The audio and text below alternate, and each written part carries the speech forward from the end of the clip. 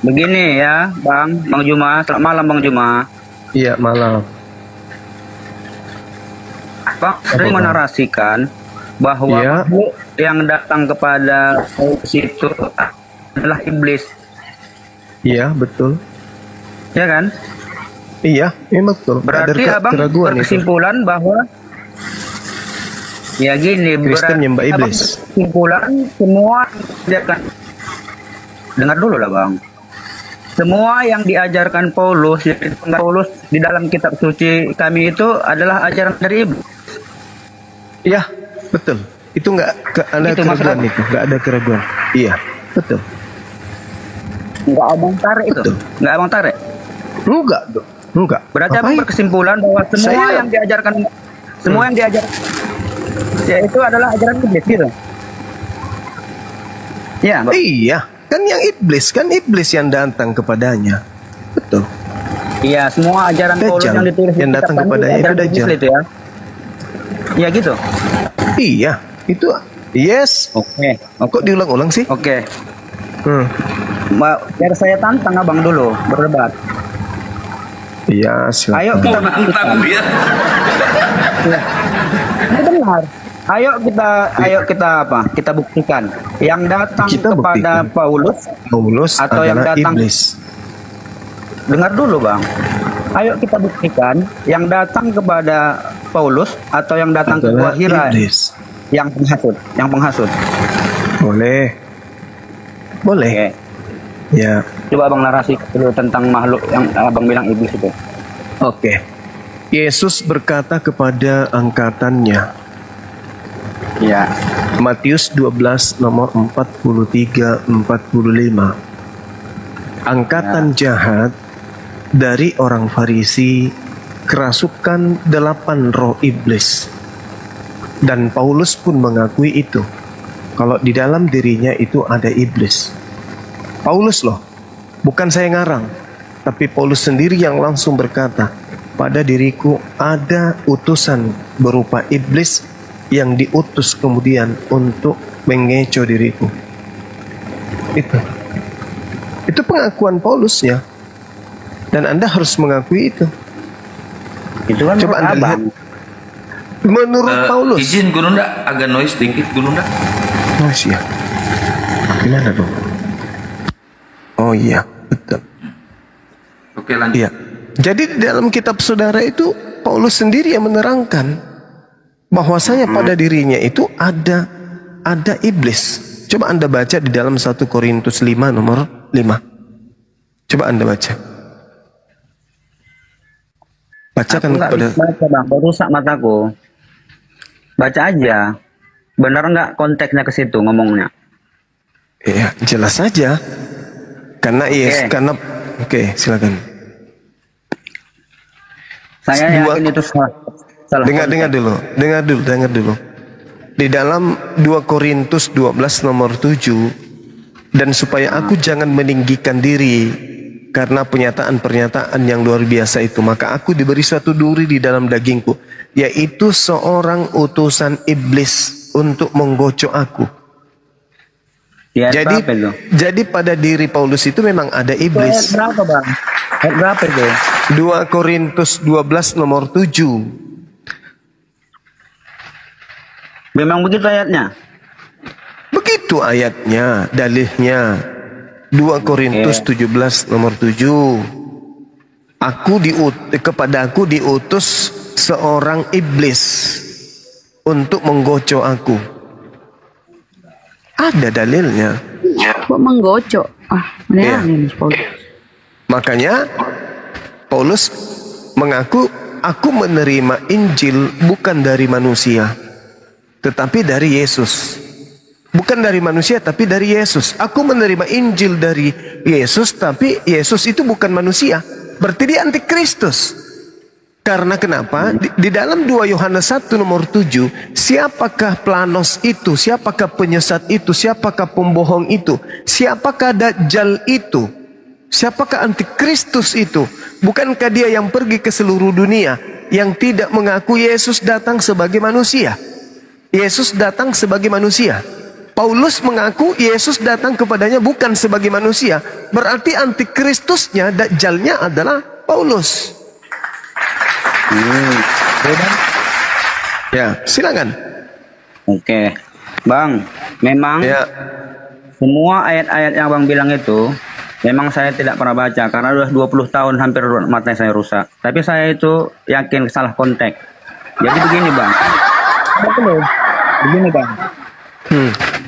Semua pengajaran Paulus ataupun tulisan Paulus yang tertuang di kitab suci kami itu tidak pernah saya temukan ada perintah dari makhluk yang datang kepada dia. Oh ya? Nggak pernah saya lihat seperti yang masuk ke gua Hera. Hai Paulus, berkatalah engkau seperti ini. Hai Paulus, lakukanlah seperti ini. Hai Paulus, kerjakan. Nggak pernah saya dengar makhluk itu berulang-ulang datang membisikkan perintah-perintah kepada Paulus, Bang. Nggak pernah itu. Loh. Tetapi kalau yang tertuang di dalam kitab suci Abang itu semua bukan dari makhluk gua Hera itu. Itu bedanya. Apa yang diajarkan kemudian Yesus itu dulu. Yesusnya mengatakan, waspadalah kepada penyesat yang datang kepadamu. Datang kepadamu, bukan datang kepada Nabi Muhammad. Datang kepadamu. Kepada murid Yesus. Siapa yang datang kepada murid Yesus? Siapa? Nabi Muhammad atau Paulus? Nah, itu dulu poinnya. Jadi dudukkan perkara itu berdasarkan dengan informasi yang ada di Bible-mu. Waspadalah kepada penyesat yang datang kepadamu dengan memakai nama Yesus. Ketika Nabi Muhammad sallallahu alaihi wasallam turun dari Gua Hira, yang menemui Nabi Muhammad itu siapa? Makhluk mengaku Yesus? Bang, ini bukan cerita tentang Muhammad dengan Paulus. Loh, kan yang kita ceritakan dua makhluk yang datang itu loh. Ya iya makanya Yesusnya yang jadi sandaran. Penyesat itu datang kepadamu dengan memakai nama Yesus. Faktanya Bang, adakah? Faktanya tidak pernah Roh Kudus datang kepada Nabi Muhammad dengan mengaku Yesus. Justru roh yang datang kepada roh yang datang kepada Paulus itulah yang mengaku Yesus. Udah. Adakah Abang temukan roh itu berulang-ulang datang kepada Paulus untuk memberi pengajaran? Sabar, dia mengatakan bahwasanya aku akan pergilah ke desa tersebut, aku akan menuntunmu untuk melakukan pekerjaan apa yang harus kamu lakukan. Itu siapa yang berkata itu? Ya, itu makhluk halus yang mengaku Yesus. Oh, gak ada dia ngomong kayak gitu Bang, gak ada. Nggak pernah Paulus itu berulang-ulang didatangi makhluk itu Bang Juma, nggak pernah. Saudara, kalau kamu katakan tidak pernah, lalu dari mana kemudian Paulus menerima 13 buku sementara dia mengatakan bahwasanya aku menerima Injil bukan dari manusia tetapi dari Yesus Kristus. Maaf, biar saya potong dulu ya. Saya bukan bertahan membenarkan semua ajaran Yesus, ajaran Paulus. Anggaplah semua ajaran itu kurang ajar semua. Tetapi ajaran itu kurang ajaran Paulus itu tidak ada sangkut pautnya dengan makhluk itu.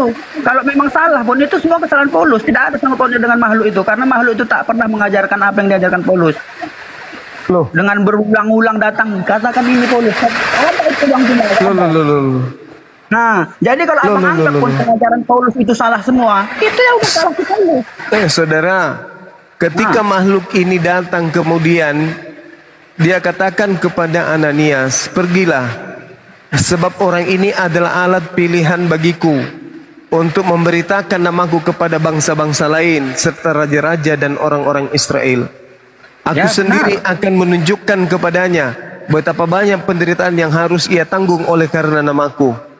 Lalu pergilah Ananias ke situ dan masuk ke rumah itu. Ia menumpukan kemudian tangannya ke atas Saulus. Katanya, Saulus saudaraku, Tuhan Yesus yang telah menampakkan diri kepadamu di jalan yang engkau lalui telah menyuruh aku kepadamu supaya engkau dapat melihat lagi dan penuh dengan Roh Kudus. Dan seketika itu juga seolah-olah selaput gugur dari matanya, sehingga ia dapat melihat lagi. Ia bangun lalu dibaptis. Dan setelah itu Paulus makan, pulihlah kekuatannya. Makhluk halus yang datang mengaku Yesus itu telah memilih Paulus untuk menuntun Paulus, mengajarkan ajaran Paulus kepada raja-raja dan bangsa-bangsa di luar Bani Israel. Makhluk apa ini yang datang kepada Paulus ini? Mengaku Yesus. Sementara Yesus asli mengatakan, waspadalah kepada Dajjal yang datang kepadamu dengan memakai nama Yesus. Tidak ada Roh Kudus, tidak ada Nabi Malaikat Jibril datang kepada Nabi Muhammad mengaku Yesus. Dengar dulu. Abang bilang itu waspadalah itu ayat, walaupun saya sudah lama nggak membaca, itu ayat untuk akan datang, belum terjadi ayat itu, Bang. Kata siapa belum terjadi? Kata siapa belum terjadi? Itu itu ucapan Yesus kepada manusia yang sesama dengan Yesus, bukan di akhir zaman. Jangan Anda pelintir. Oh, nggak ada itu, Bang, nggak ada. Yesus ketika berbicara, dia berbicara kepada orang yang seangkatan dengan dirinya,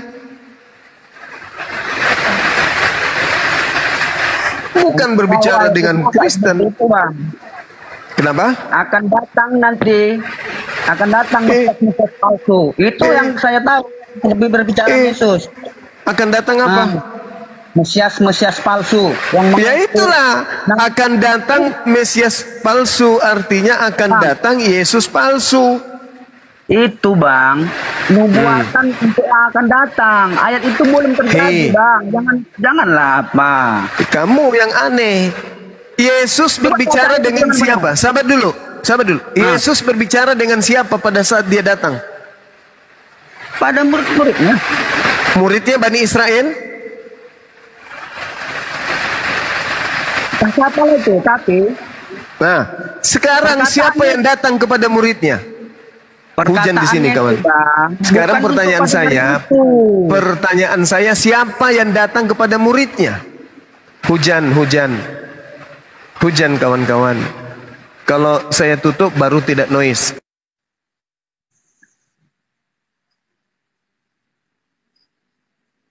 halo. Hujan. Maklum ya. Sekarang siapa yang datang kepada muridnya? Ayo. Maksud abang murid siapa ini? Kan Yesus berbicara kepada muridnya. Angkatan pertama, orang Yahudi. Wahai muridku, waspadalah kepada penyesat yang datang kepadamu. Pertanyaan saya, yang datang kepada murid Yesus, Paulus atau Nabi Muhammad? Oh, ayat itu enggak menceritakan tentang Paulus dan Muhammad, Bang. Itu tentang nabi-nabi palsu yang akan datang itu. Yang mengaku Mesias, yang mengaku ini. Itu ayatnya yang akan datang. Itu tak ada sangkut paut.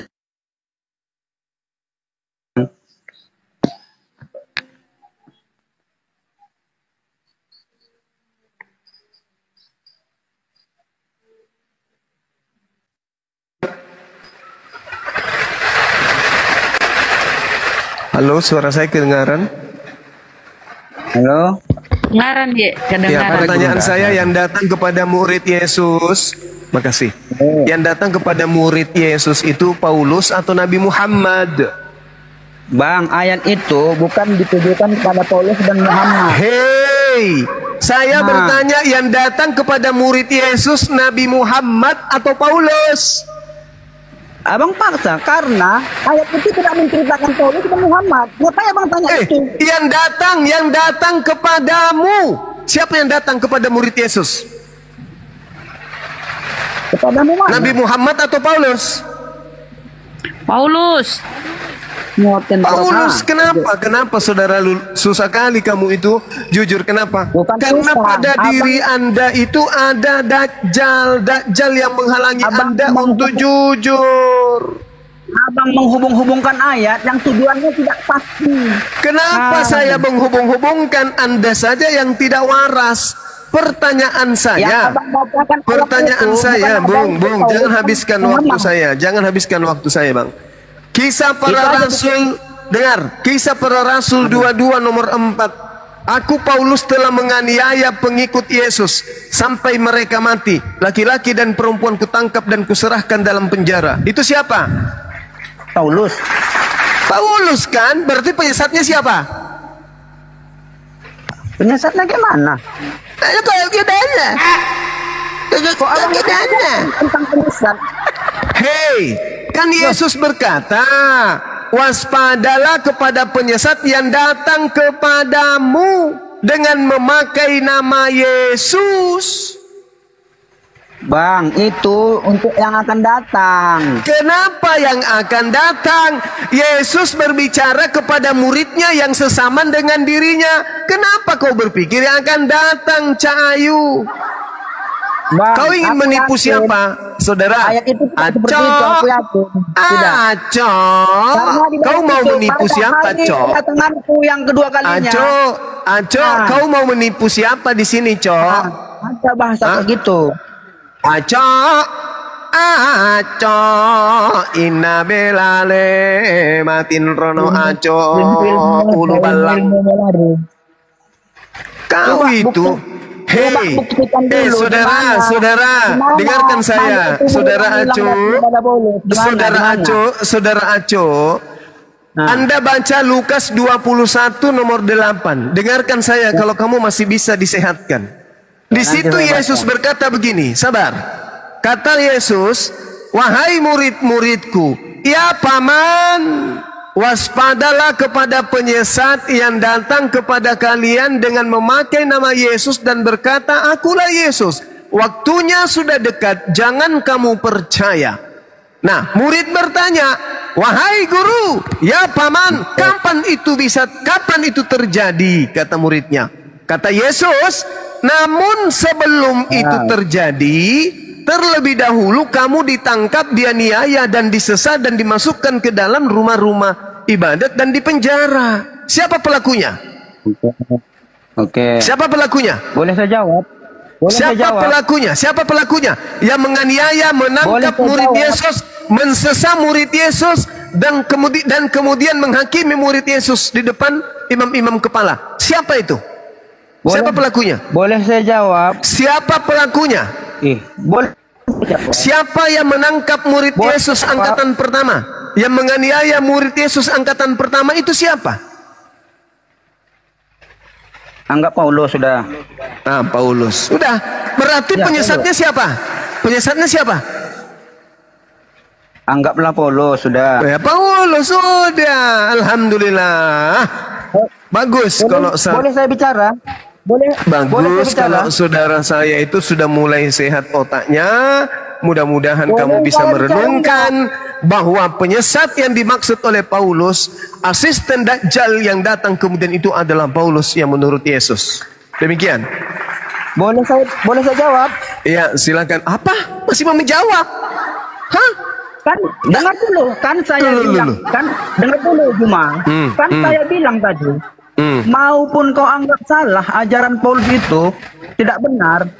Sudah. Yang penting kamu kita imani bahas kan? ini makhluk yang ini yang kita bahas, bukan Paulus dan Muhammad yang kita bahas, bukan. Hei, justru Kan sudah Paulus bilang. itu, hei, Aduh. justru Paulus itulah dinubuatkan pertama kali dia bertobat. Setelah dia bertobat dari Yang kita bahas penganiaya siapa? murid Yesus, baru dia semakin menjadi-jadi. Jadi pertama bahas dia ahli siapa? Taurat. Pertama Yang ahli kita Taurat bahas dia. siapa? Iblis yang datang kepada Paulus. Alamak. Abang udah aku bilang, walaupun ajaran si Paulus itu sesat semua, tidak ada sangkut pautnya dengan iblis itu. Justru Yang kita dia bahas sesat ini. karena iblis itu. Kemana otaknya orang ini? Coba buktikan Paulus didatangi berulang-ulang oleh iblis itu, coba. Apa? Coba buktikan. Adakah berulang-ulang iblis itu datang pada Paulus mengajarkan seperti saya? Katakan Ananias berkata, aku akan menjadikan Paulus ini sebagai orang yang memberitakan namaku kepada bangsa-bangsa lain serta raja-raja dan orang-orang Israel. Ada iblis itu datang kepada Ananias itu? Ya, dia datang selama Paulus menulis buku. Aduh, itu Bang. Ayo kita bahas makhluk datang ke Gua Hira, yuk. Iya, ngapain ke Gua Hira? Kan karena dasar nggak bisa buktikan makhluk itu dasar pijah. Dengar. Sederhana untuk memahami itu, sederhana. Sekarang saya tanya sama mu nih. Yang menjadi penerima firman antara Yesus dan Paulus itu siapa? Yang menerima firman dari Elohim, Yesus atau Paulus? Hei, saudara, acok, jangan mencret celana, acok.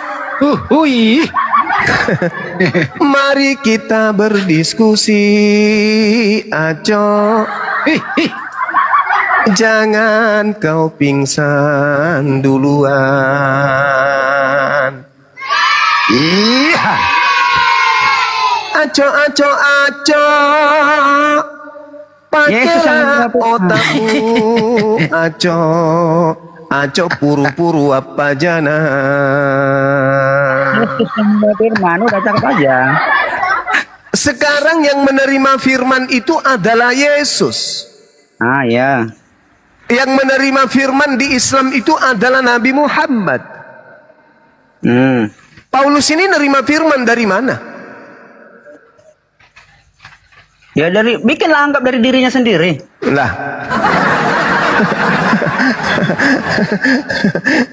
Dia mengaku di dalam Galatia 1:12, 11 dan 12.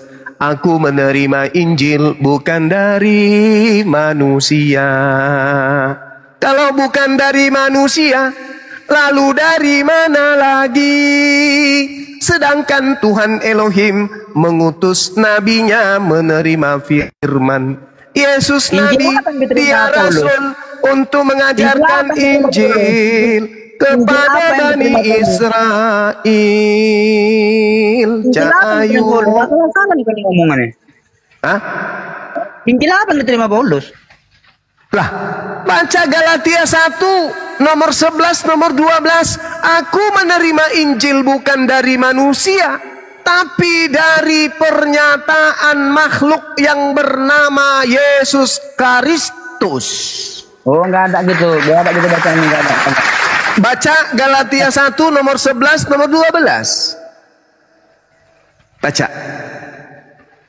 Ya, nanti Yesus menerima firman dari Elohim. Nabi Muhammad menerima firman dari Allah Subhanahu wa taala. Yesus menerima dari Elohim yang maha suci lagi maha tinggi. Paulus menerima firman. Nah,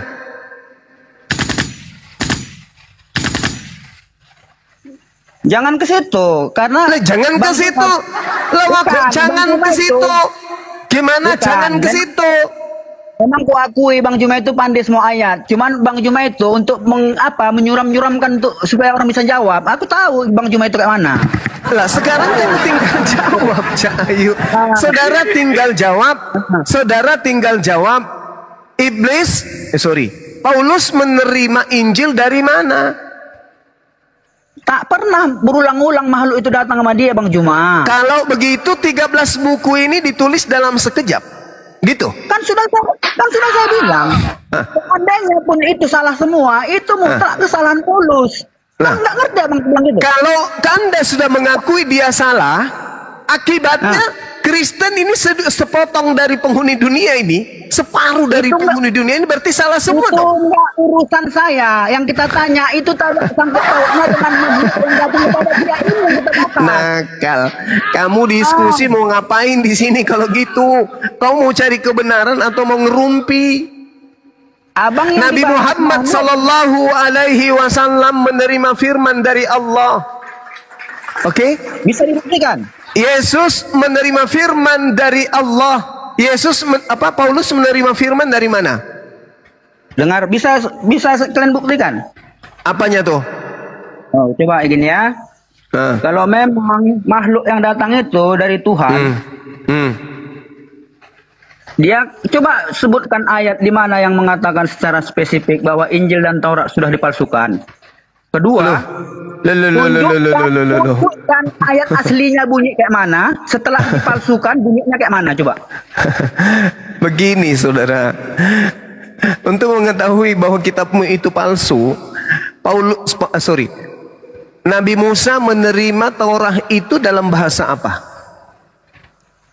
Muncul. Yang datang ke gua manusia yang lahir dari tanah sengketa muncul. Pertanyaan saya, Saudara Acoy, Saudara Acoy, Nabi Musa menerima Torah dalam bahasa apa? Ibrani. Kitabmu bahasa apa? Bukan itu yang dibahas, Bang. Kitabmu bahasa apa? Sudah aku bilang, kau itu kalau saya ulang. Nabi Musa menerima Torah bahasa Ibrani. Kitabmu bahasa Indonesia. Pertanyaan saya, yang asli dan yang palsu yang mana? Yang Ibrani atau yang Indonesia? Buktikan ayat aslinya bunyinya seperti apa setelah dipalsukan. Bisa. Saatnya ketawa jahat.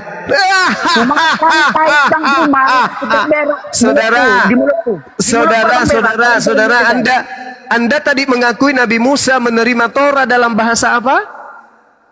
Di mulutku abang berak tiap hari kalau bisa abang jawab tadi pertanyaanku itu. Tanpa saya di mulut Anda aja sudah kayak gitu modelnya. Pertanyaan saya, Nabi Musa, Nabi Musa menerima Torah bahasa Ibrani katamu kan? Kitabmu bahasa Indonesia. Pertanyaan saya, yang mana yang asli? Ibrani atau Indonesia?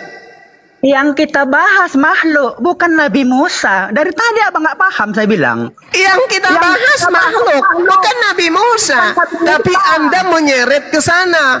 Pertanyaan saya berulang nih. Bosan nih saya mendengar bertanya ini. Yang kita bahas tadi pertama tadi apa? Makhluk. Ayo, Bang, makhluk. Ayo, Bang. Makhluk. Iya, Anda kan bertanya, Anda tunjukkan yang mana yang asli, mana yang palsu. Maka saya tanya, Nabi Musa menerima Torah dalam bahasa Ibrani, kitabmu bahasa Indonesia. Yang asli yang mana? Yang Ibrani dong. Berarti yang Indonesia asli atau palsu? Makhluk itu tak pernah datang kepada Nabi Musa. Lari lagi. Lari lagi. Abang licik. Nah, loh, kamu bertanya Taurat datang kepada Nabi Musa, pernah.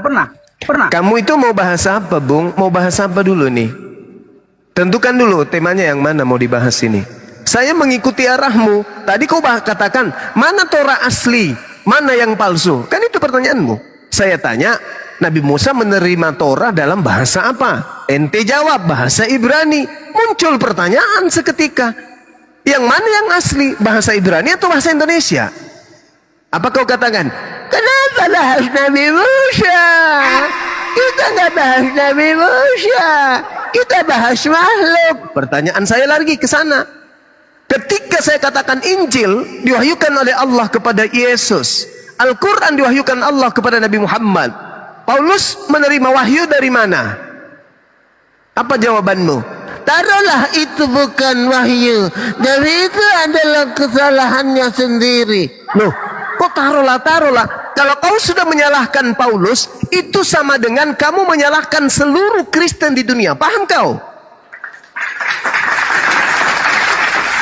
Kalau kau sudah mengatakan Paulus itu salah, berarti seluruh Kristen di dunia ini salah. Gitu gitu dong, bro. Ayolah. Ayo. Jadi manusia yuk, yuk. Kanda. Izin Kanda. Gimana, Dek?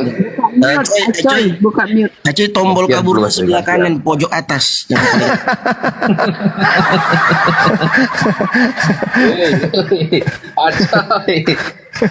Apa dulu? Tenang dulu, tenang.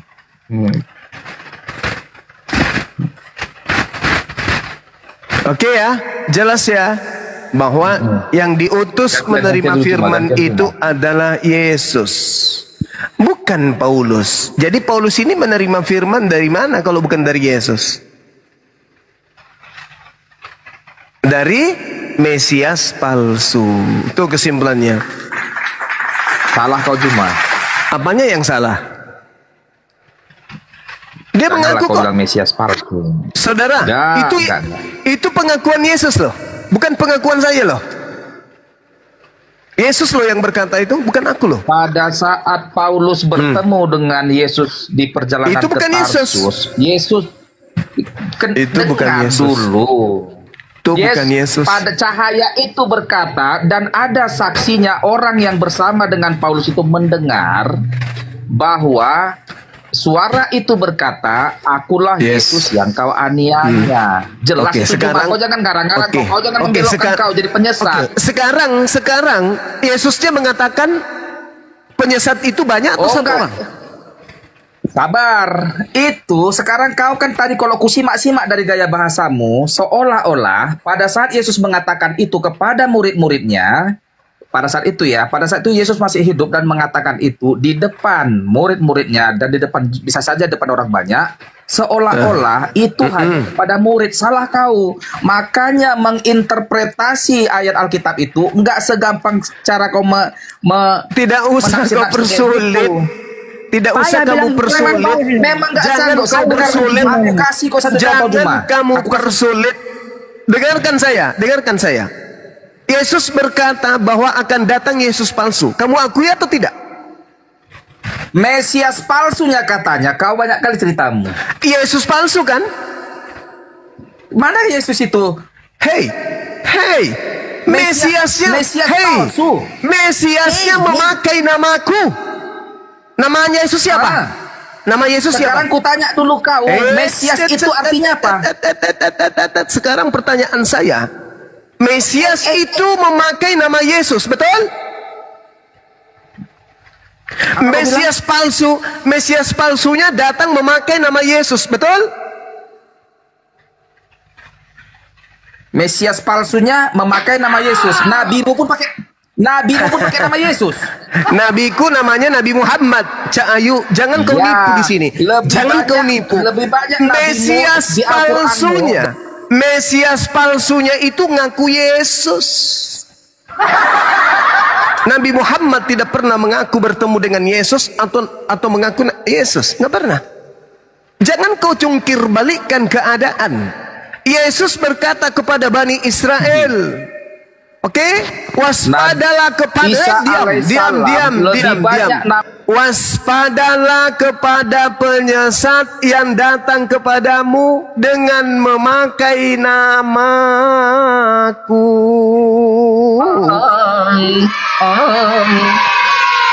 Jadi penyesatnya datang memakai nama siapa?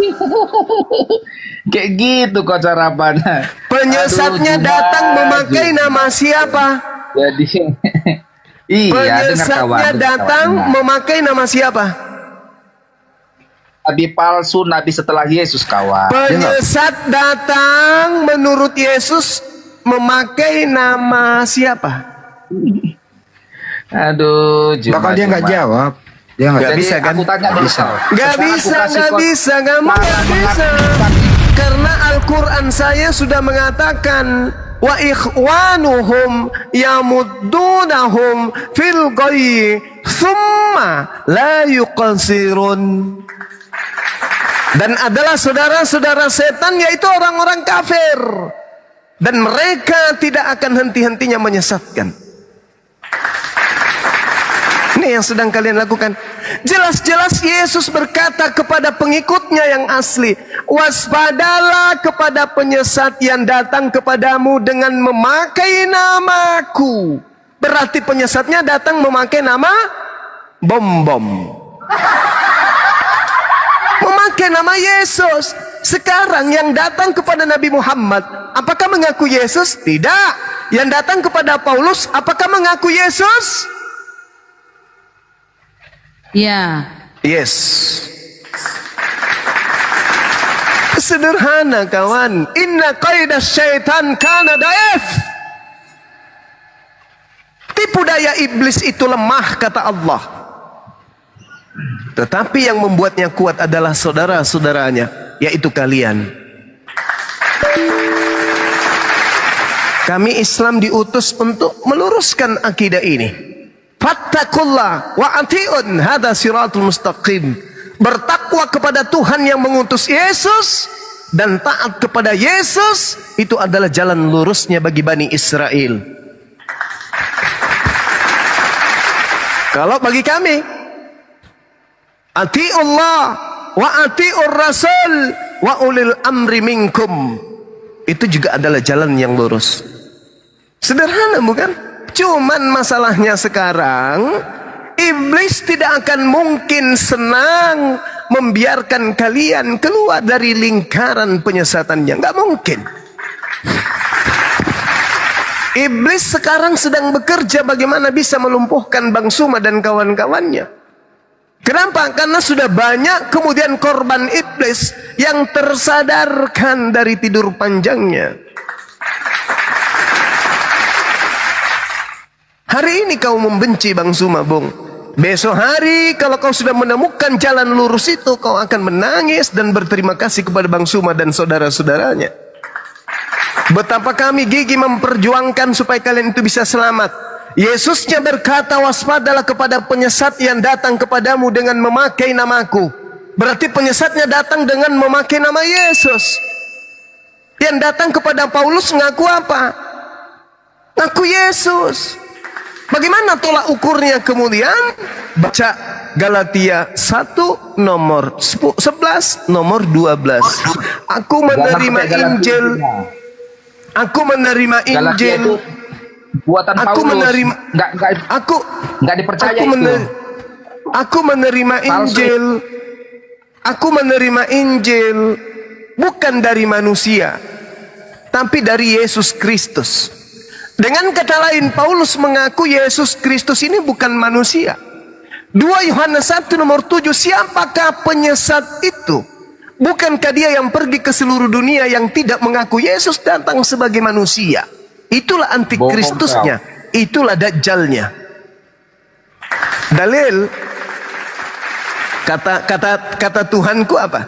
Wa makaru wa makarullah wallahu khairul makirin. Mereka ahli kitab membuat makar, tipu daya, tipu muslihat, tetapi Allah membalas tipu daya muslihat mereka.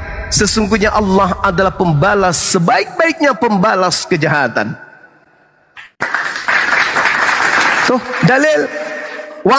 Apa kata Allah? Wa qaulihim, dan kami hukum juga mereka karena perkataan mereka bahwa nabi kami yang suci telah mati ditumpas di atas salib. Kami hukum mereka. Hukuman yang Allah berikan kepada mereka adalah siksaan di bumi. Siksaan di bumi itu ini siksaannya buat kalian. Sudah nyata di Bible tertulis, kalian tidak mau imani. Kenapa? Allah telah menyiksa kalian. Fi qulubihim marad fazadahumullahu marad. Di dalam hati kalian itu ada penyakit. Dan Allah semakin tambah penyakit itu ketika kemudian kalian ingkar dan tidak mau mendudukkan akal sehat sebagai patokan untuk menemukan kebenaran.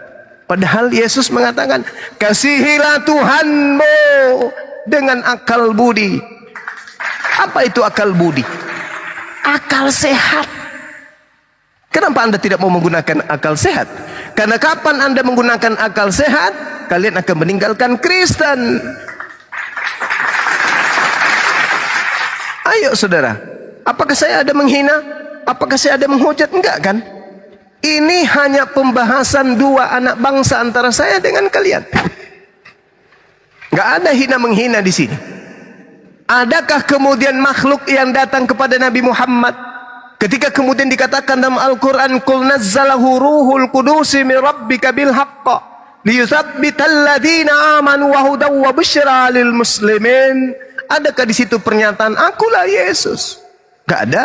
Sementara iblis datang mengaku-ngaku Yesus. Datangnya kepada siapa? Kepada para murtadin, kepada saksi-saksi palsu, kepada pendeta, kepada pastor, kepada jemaat gereja, kepada anak-anak sekolah minggu, kepada mereka yang Natalan, kepada mereka yang menyembah Yesus, kepada Paulus, kepada Ananias, kepada pengarang Matius, pengarang Lukas, Markus, Yohanes, dan juga pengarang kitab Wahyu.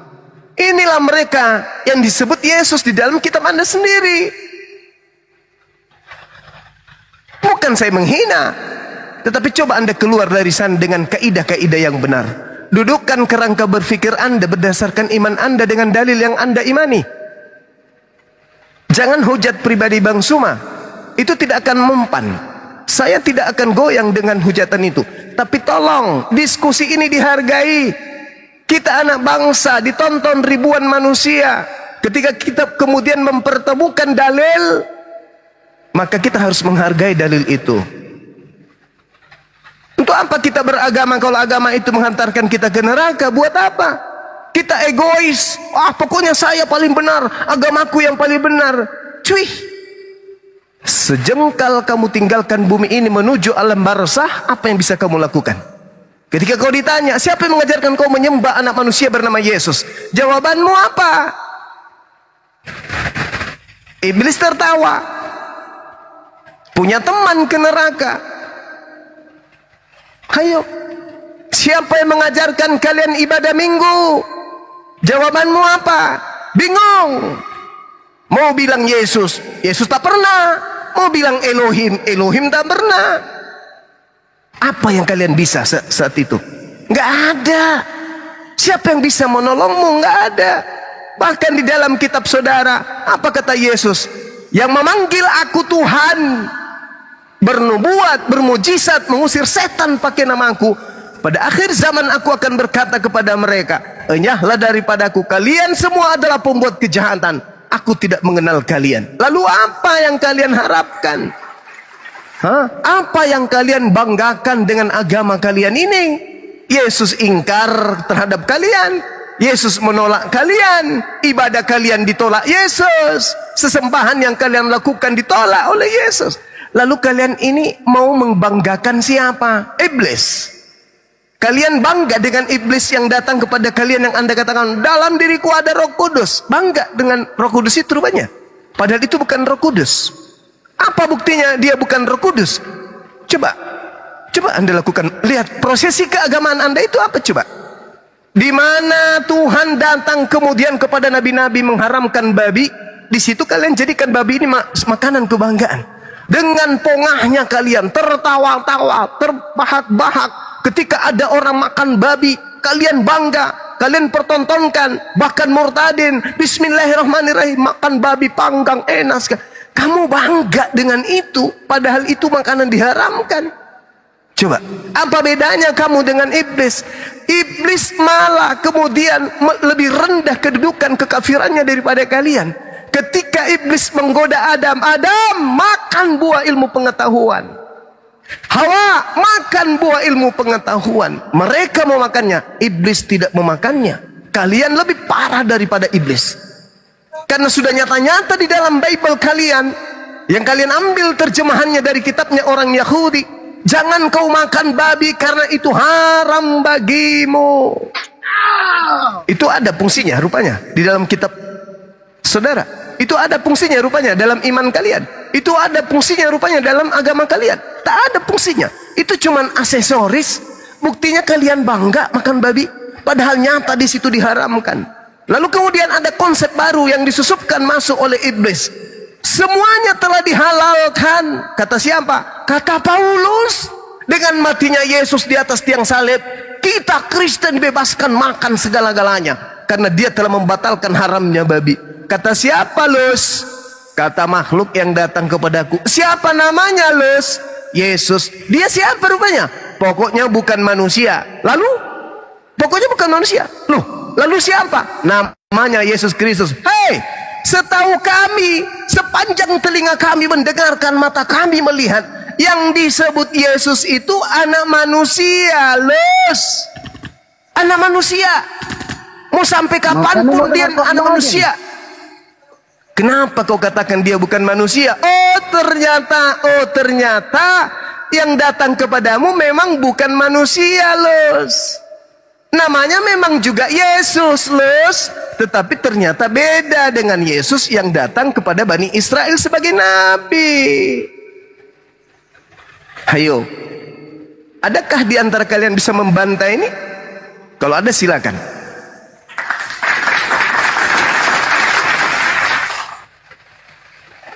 Kemana-mana jadi tak kemana-mana jangan begini. Saya masih seputar itu, Bang. Yang datang kepada Paulus bukan Yesus manusia, Yang datang tetapi kepada Muhammad. Mesias. Tapi Yesus palsu yang datang kepada Paulus itu.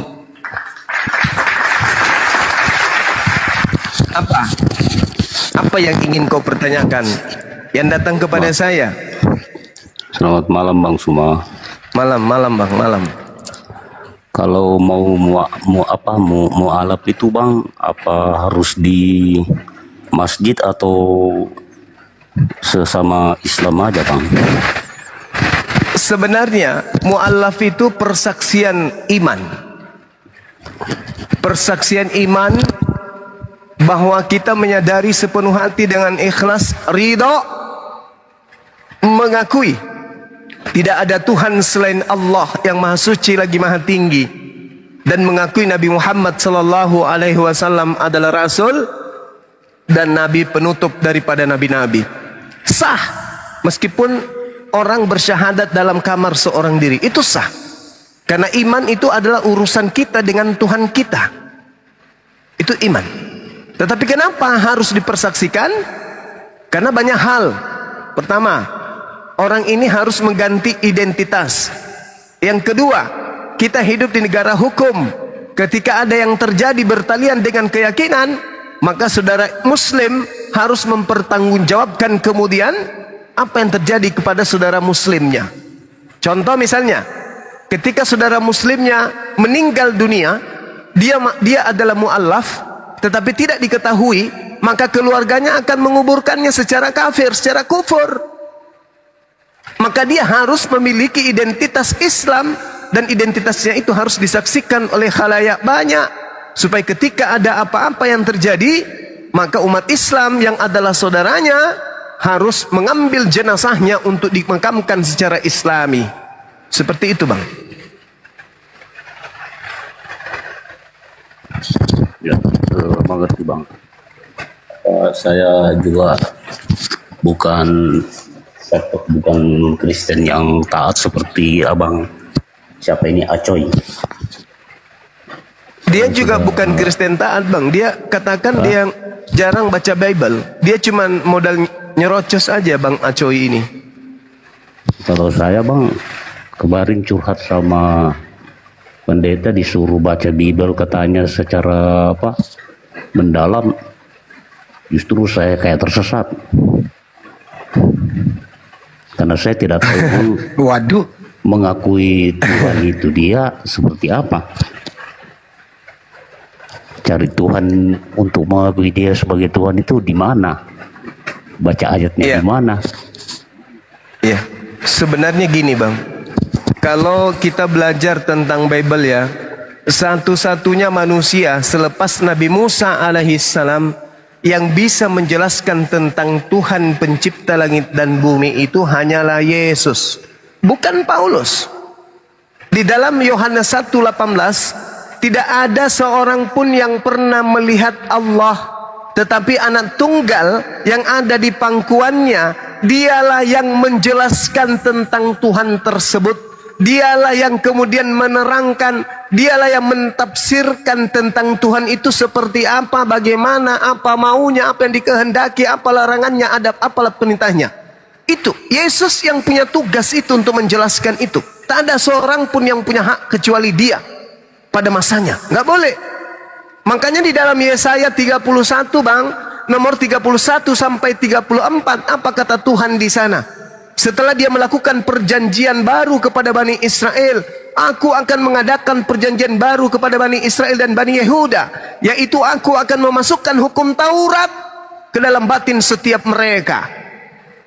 Jangan lagi ada orang yang mengajarkan tentang Tuhan, bahwa kenallah Tuhan itu, bahwa Tuhan itu begini, Tuhan itu kayak ini, Tuhan itu kayak begini. Jangan lagi, karena mereka sudah mengenal aku. Dan aku tidak akan lagi mengingat-ingat dosa mereka, tetapi aku akan menghapuskan dosa-dosa mereka. Tak ada lagi, jangan lagi ada orang mengajarkan Tuhan itu kayak begini loh, Tuhan itu begini, Tuhan itu enggak, jangan lagi. Jadi Yesus datang bukan mau menjelaskan aku Tuhan, enggak. Yesus datang menjelaskan Tuhan itu lebih besar dia daripada aku. Tuhan itu satu-satunya Tuhan dan aku hanya utusan. Tuhan itu di langit, di surga. Tuhan itu lebih besar daripada segala-galanya. Itu kata Yesus. Aku tidak dapat berbuat apa-apa. Yang maha kuasa itu adalah Bapakku. Yang memberikan kemuliaan itu adalah Bapakku. Yesus datang untuk mentafsirkan Tuhan itu. Makanya dikatakan, sudah sekian lama engkau bersama aku, wahai siapa? Wahai Filipus. Mengapa engkau masih minta tunjukkan Bapa itu kepadaku? Barang siapa yang melihat aku, itu sama dengan melihat Bapa. Karena aku adalah utusan Bapa. Aku berkata bukan dari diriku sendiri. Yohanes 14:24. Tetapi perkataan yang keluar dari mulutku adalah perkataan yang diperintahkan oleh Bapa untuk aku katakan dan aku sampaikan.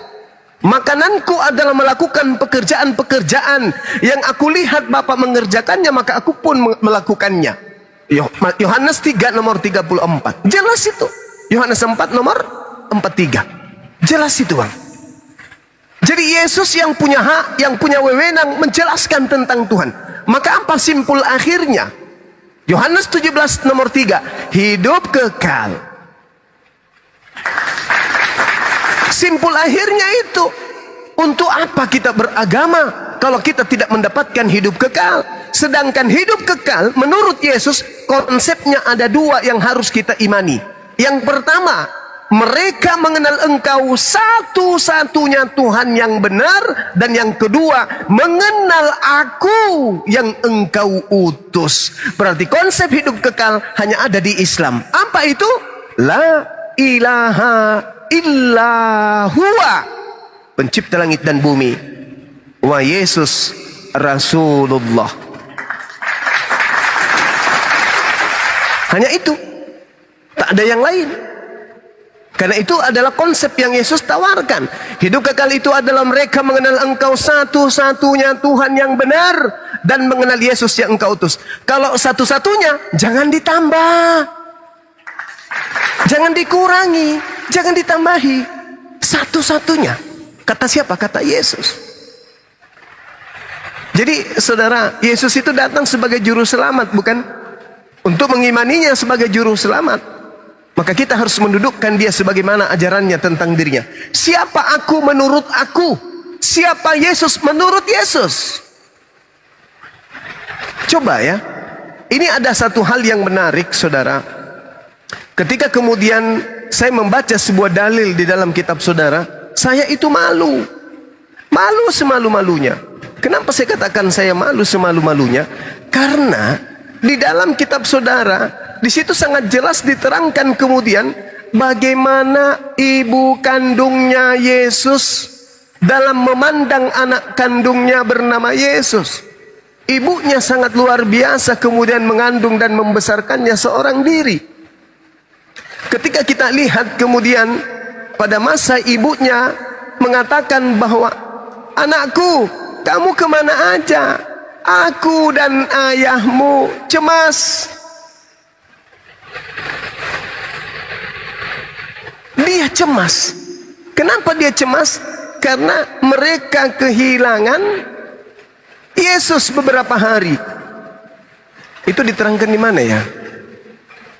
Di Lukas 2 ya teman-teman. Lukas 2 48 sampai 51. Apa kata ibunya? Nah, mengapa engkau berbuat demikian terhadap kami?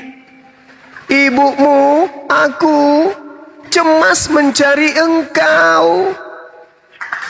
Hei, hei, ibu kandung dari Yesus cemas ketika anaknya melakukan pengajaran Torah kepada ahli Taurat di dalam sinagoge.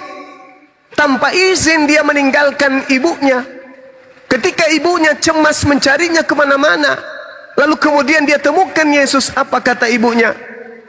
Nak, ya mami, mengapa engkau berbuat demikian terhadap kami? Bapak tirimu dan aku, mama kandungmu, dengan cemas mencari engkau. Ini seorang ibu kandung mencari anak kandungnya, cemas. Tiba-tiba sepeninggal sang anak dan ibu, dilantik jadi Tuhan. Kalau ibunya tahu anak kandungnya adalah Tuhan pencipta langit dan bumi, boro-boro cemas. Lawang anakku Tuhan, anakku pencipta, dia datang cuma numpang lewat, hanya ingin pecahin perawan gue. Ngapain gue cemas? Lo dia Tuhan. Faktanya apa? Wanita yang mengandung, wanita yang melahirkan, wanita yang memandikan, menetein, membesarkan, cemas ketika Yesus meninggalkan rumah. Kok ibunya nggak tahu kalau anaknya itu Tuhan? Yang lebih tahu Yesus adalah ibu kandungnya. Yang lebih tahu Yesus adalah bapak tirinya. Yang lebih tahu Yesus adalah sepupu-sepupunya.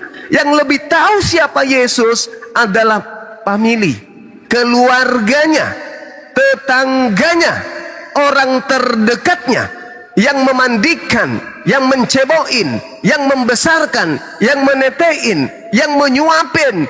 Dia lebih tahu tentang Yesus daripada kita. Siapa Yesus menurut ibunya? Seorang anak yang meninggalkan rumah dan yang telah membuat ibunya cemas. Tuhan?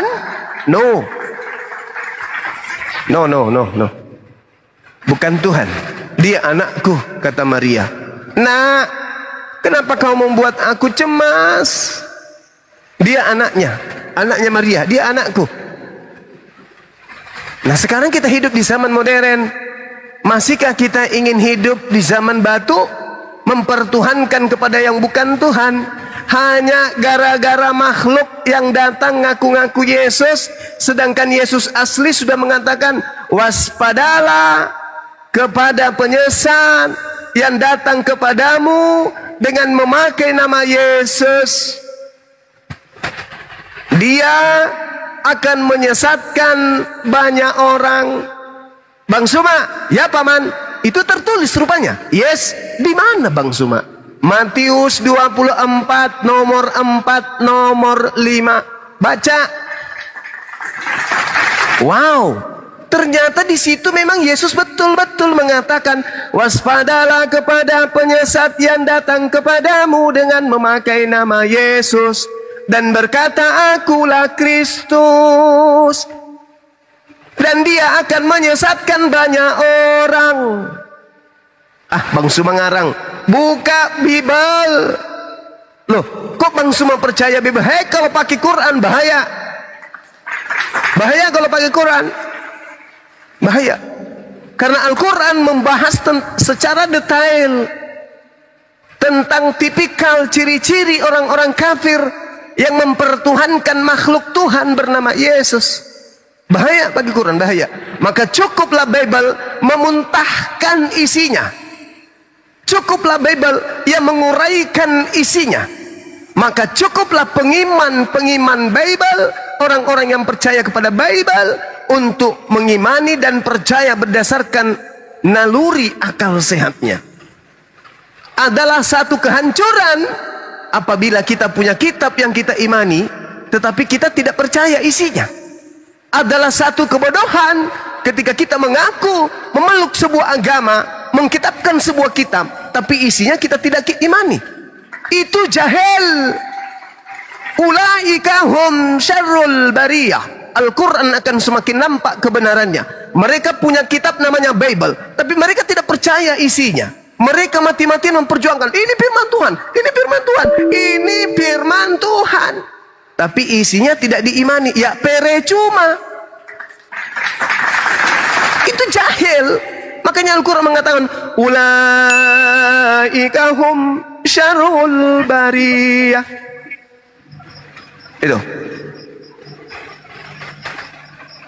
Itu kata Quran. Mereka adalah seburuk-buruknya makhluk.